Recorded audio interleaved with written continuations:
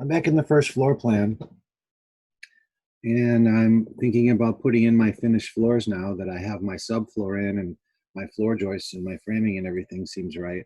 And I'm looking at the first floor plan, and I can see the floor joist here. So I'm going to go to the section,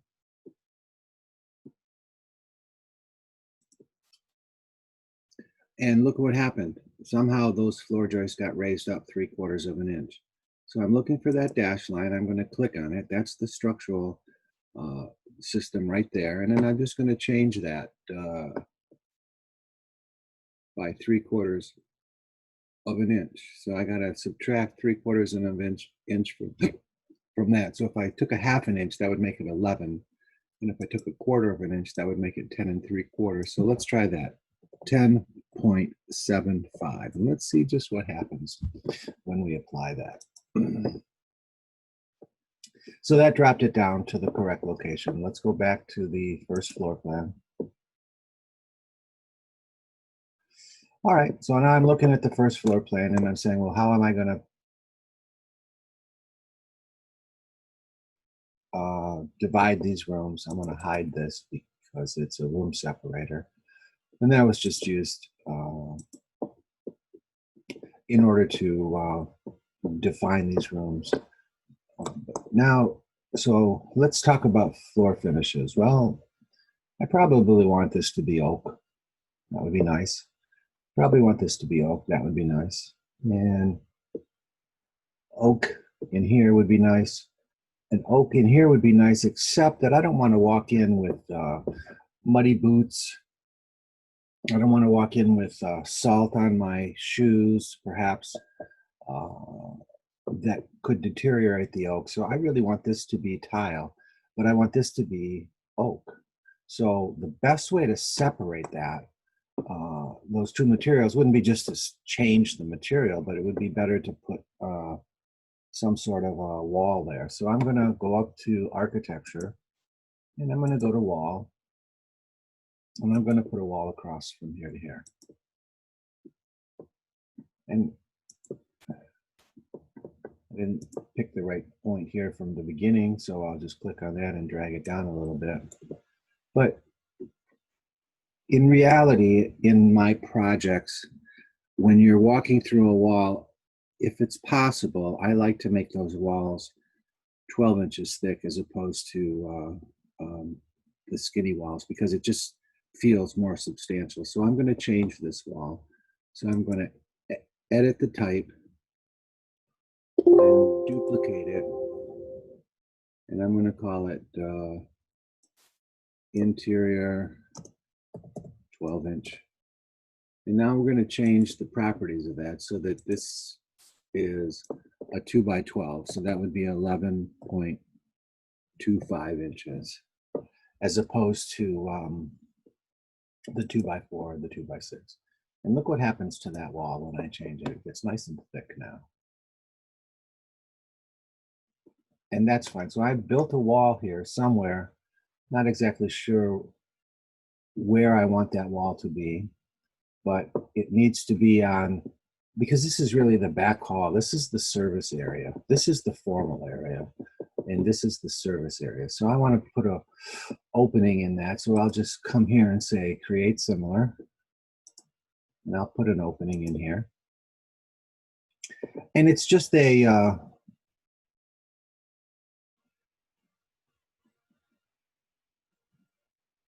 and I put it in the middle so I don't have to equalize it, but I just got it. So now I can stop my oak flooring at this wall and then change this, because this is really the back hall. I can change that to a different material. So let's put the oak in. And I'm actually going to bring the oak into the kitchen and into the breakfast nook. So now it's time to put in I'm going to save my project, and I'm going to put in my finished floor.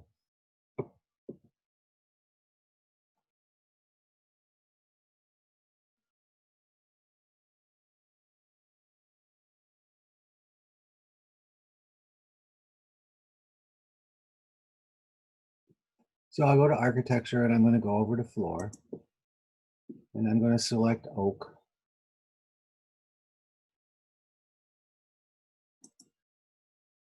if we have it. Let's see what we have. Ah, 3/4 oak. Okay, so it's already loaded. If it wasn't, we would just go over to insert and load it. And so my oak floor is going to stop somewhere here. And I'm going to take it into my, this is my pantry. I'm going to X out of that because I haven't put a door in the pantry. So now it's time to go back in and put a door in the pantry.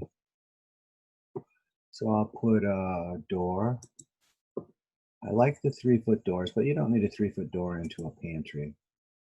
So let's make that door a little bit smaller. Let's make it 30 by 84. I'll put that in here.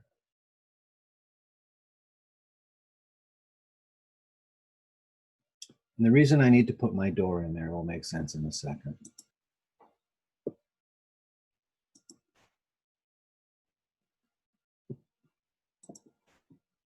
Now let's see, I had a problem there. So we're going to go back to door. And we're going to pick the 30 by 84 door. We're going to put it in right there. And can't install out of wall. Okay, so there's a problem there, and I don't know what it is. So maybe I can figure it out by clicking on this guy and raising up my section a little bit higher, maybe a little bit higher than that. I don't want to go above the second floor, so if I can see my second floor, I'll have to drag it down a little bit.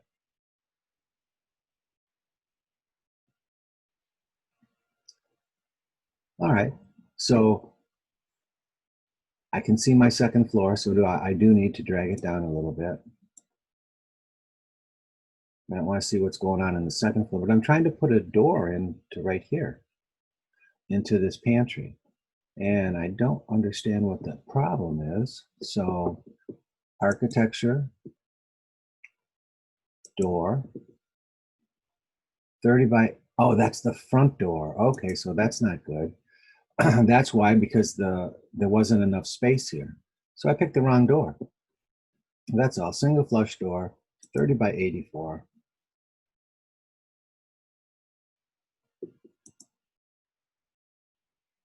$30 by 84. I'm going to come over here, and there we go. So it'll allow me to put, all right, so it'll allow me to put that 30 by 84 door in there. So that's good. So now I have a door in here. And the reason I wanted to know where that door was located, because I'm going to bring my oak flooring through there. So we'll save it. Now, recognize that oak flooring is expensive.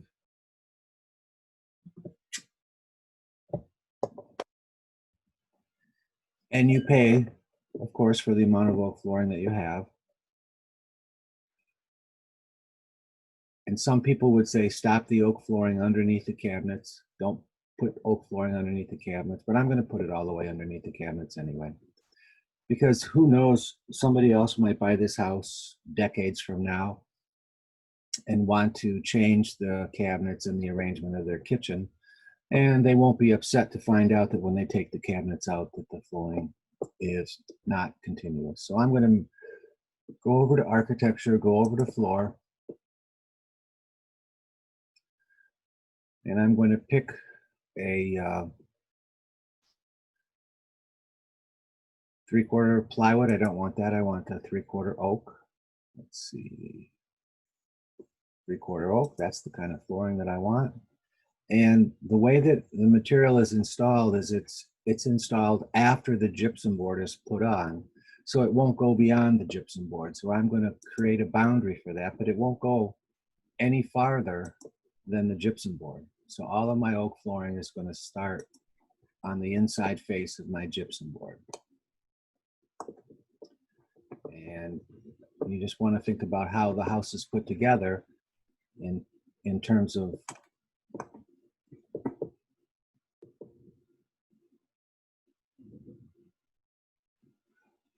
where it's going to be located. And in this case, it's located on the inside face of the gypsum board, or the outside face if you, might refer to it that way.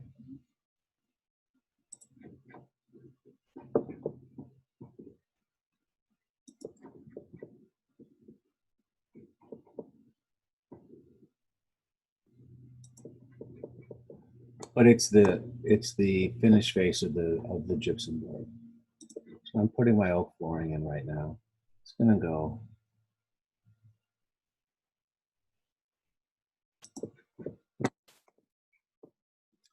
over here, into here.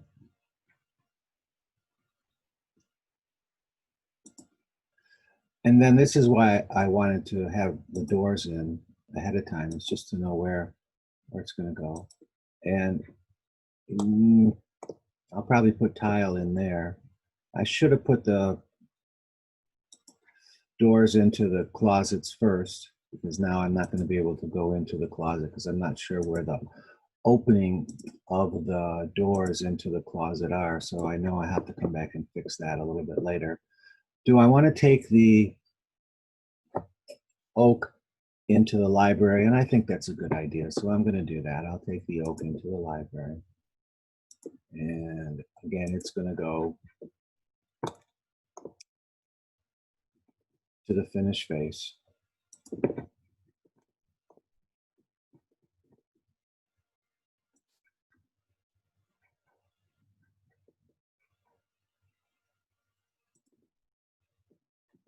And I still haven't solved this problem, so I got an issue there that's going to have to be remedied at some point. So there's some places where I'm going to have to go back and fix my oak flooring perimeter. But for now, I'm working on the perimeter of the oak flooring, so I have to actually keep going. And it's all right, because some things you have to go back and touch up or fix up a little bit later. That's not uncommon. But I'm trying to draw the perimeter of my oak flooring right now.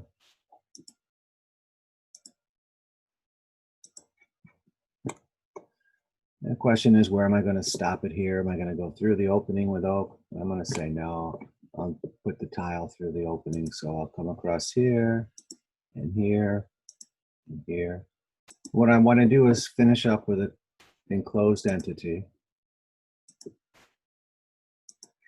which means the magenta line has to start and stop without any gaps in those lines.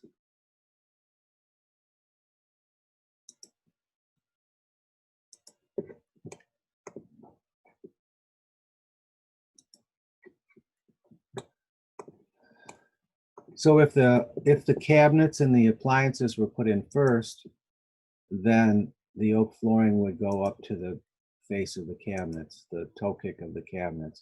But I'm going to say that we're going to put the oak flooring in first and then come in with our cabinets later,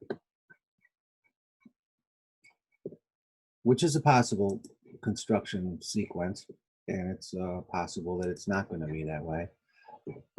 If the cabinets were put in first, then the oak flooring would stop at the cabinets, but I'm putting this in all the way this way.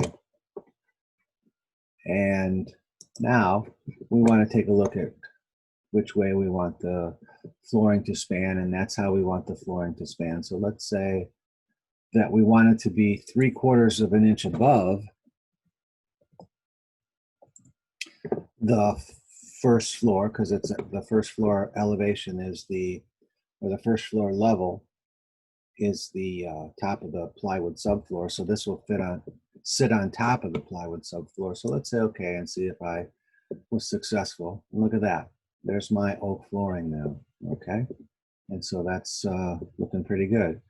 I want to bring it into here, which is the closet. So when you open the door, but I don't actually know where the doors are yet, so I can't fix that. And my oak flooring, now I'm going to have tile all the way back here because I call that pretty much the back hall, which is a service area. So I'm going to make that tile because when you come in, your boots have ice on them or snow on them, or they're wet or whatever. You don't want to put that on an oak floor. And that's why I put in this extra wall here. so that I had a place for it to stop without it just stopping and butting up against each other. So that's more of a natural place there. So I like that. So I'm going to stop the video here.